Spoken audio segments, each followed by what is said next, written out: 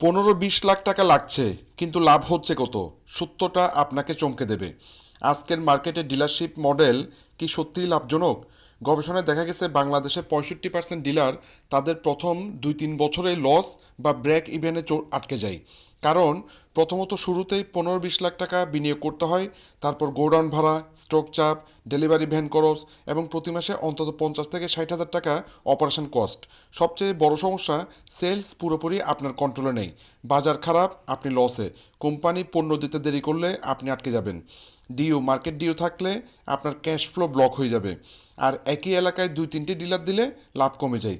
ফলাফল, অনেকে invest recover করতেই পারে না, অনেকে লোনে ডুবে যায়। কিন্তু এখন বাজারে আছে কম ইনভেস্টমেন্টে কম risk high return smart business model, যেখানে স্টকের কোনো ঝামেলা নেই, লস নেই, আর সেলস 100% আপনার কন্ট্রোলে।